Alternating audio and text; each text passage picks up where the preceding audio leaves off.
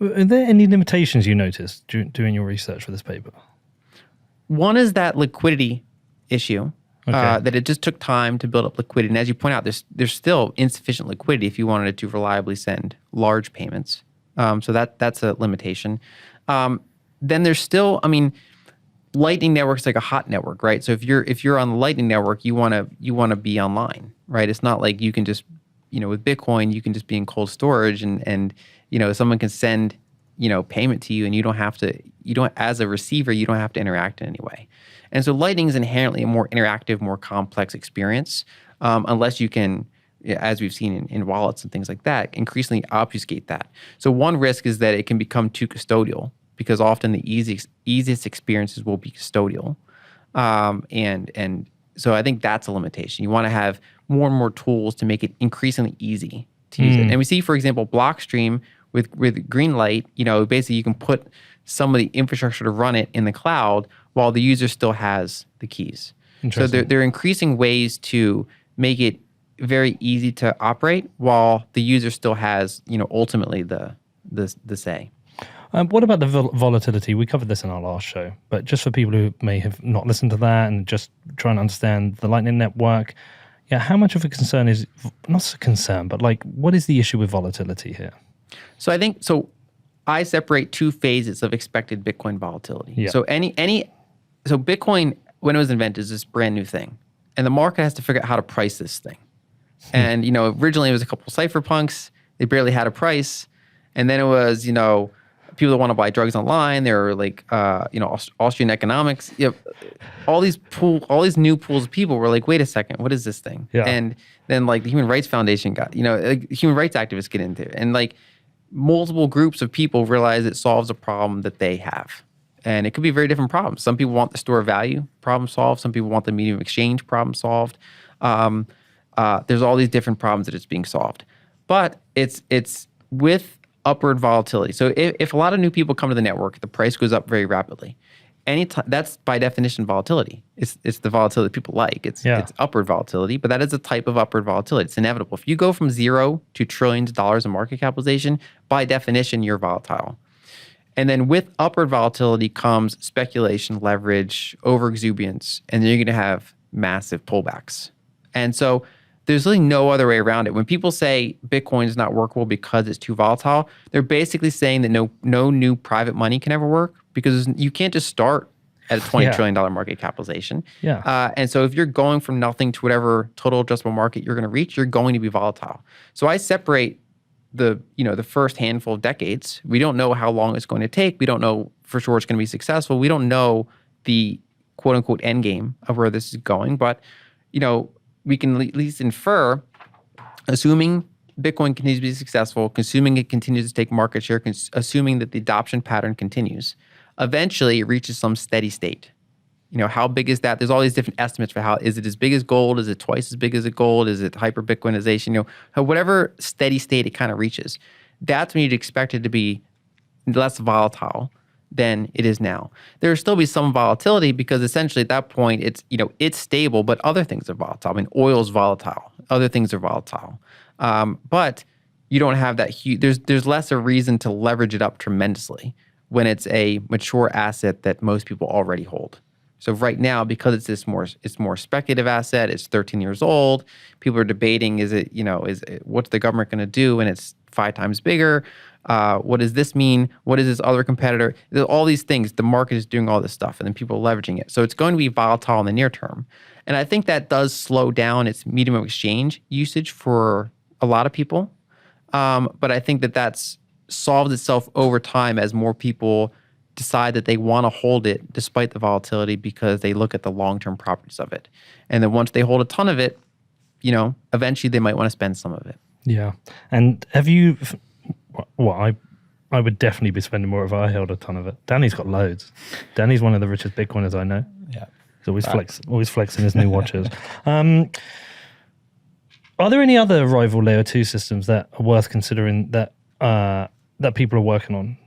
Well, there are other layer 2s. Liquid is a pretty well-known layer 2. But do you think that's a rival to Lightning Network? No, it's different. No. Lightning is pretty much on its own in terms of fast medium exchange transactions. That's probably a good thing. Yes. If you had and you've seen that in other non-Bitcoin crypto stuff. You see fractured layer 2 ecosystems, and you get liquidity problems. If there were Right. multiple separate Lightning networks, then any currently liquidity constraints you have now would be worse because they're not interoperable. And so that's kind of a good thing that there's really it's solidified towards one. Now there's still different implementations, and that still gives tensions because one implementation might have something that they want the other implementations to do, Yeah. and they don't do it, and so there's always going to be contention. So that is a challenge of the network, but it is great that multiple things interact. Whereas something like Liquid, it serves a very different purpose, and for example, Blockstream's active in both. I mean, so they're not direct competitors. Right. Okay. And are there any specific regulatory issues with Lightning that we need to think about? Is there any pressure that needs to be put on to regulators to support Lightning? We talked about transaction taxing, which is annoying, but is there anything else in regard to that? So the tax is a big issue. Accounting, basically, so that merchants can keep track of it, say in dollars, and then know how to pay taxes. And also, it opens up money transmitter license issues. Basically, if you're sending money around, especially in a channel-based thing, and then especially if you're a custodian of money. So currently what we see in the regulatory landscape, and I'm by no means a lawyer on this, so that'd actually be a really good show in and of itself, is having the lawyer go through Bitcoin and Lightning regulatory landscape. But generally, if you're custodying someone's funds, there's a lot more limitations you have. You're going to have trouble expanding internationally. You're going to have trouble in certain states. It's just challenges. Whereas if you have non-custodial solutions, what you're essentially just doing is you're building open source software that people can choose to use. And that maybe you're operating a Lightning node and you're routing liquidity for them, but you're not doing any sort of custodial thing with customer funds. So there's generally less regulatory burden. But we've even seen, for example, and this is old news now, but the infrastructure bill where it was poorly worded in such a way that like a Bitcoin miner could be considered someone who's transferring money. Right. And you could conceivably have that with like Lightning nodes, that if you're transmitting value, so badly written regulation, or even maliciously badly written, like it was purposely vague and then therefore enforceable, that is a potential risk and threat vector for Bitcoin as a whole. But then it goes back to the whole enforcement point question. If it's open source peer-to-peer software, how hard is that to enforce if it's widely used? Okay, and then look into the future. Is there anything coming to Lightning that's particularly exciting you? I think for me, the number one thing is just increased liquidity and adoption. Okay. Because just making the Lightning Network work better is the biggest thing. Okay. I'm always happy to see privacy improvements. I think we just saw the launch of Fedi. They basically want to bring federated Chalming mints. This is OB. Yes. Yes. We've got him coming on the show, right? Yeah, in Bedford. Huh. And like I for example, I advise Ego Death Capital, which is Jeff Booth's, and we invested in Fedi. What excites you about Fedi? One, that it's good for privacy. Should we explain what it is? So federated Chalming mints, basically it uses blind signatures, which is pretty old technology actually, so that you basically can make a type of custodian where even the custodian doesn't know how much funds you have or necessarily even who you are. But instead it uses cryptography to basically manage that. So people deposit a Bitcoin, they get an eCash token, and it uses blind signatures. So other users don't know how much you have or who you are, and even the custodian doesn't. Now you still have custodial risk. So what then Fedi can do is make a federated, like a multi-sig that runs the custodian. So you'd have to have the majority of the federation be either corrupt or in some way, impacted by the government. What is the use case for this? Can you discuss a specific example where someone would use a federated mint? An example would be kind of like the Bitcoin Beach wallet, where if you want to have a small community use Lightning and they want to have a seamless experience and they want to not have some foreign entity custody their money, and not every user maybe wants to have self-custodial Lightning for one reason or another, you can have the community custody it. And they can still have privacy among themselves, and you can have trusted members of that community run the federation that are tech savvy and that are trusted, and that at least you trust the majority of them not to conflict the system. Even if you're not storing money in it, if you're routing money through it, for example, someone can have a big self-custodial Bitcoin cold storage stack, and they can still use one of these federated mints as like their spending wallet. And it's a privacy, it kind of increases privacy for them. Because you're basically, it's kind of like you're going into this mixer, right?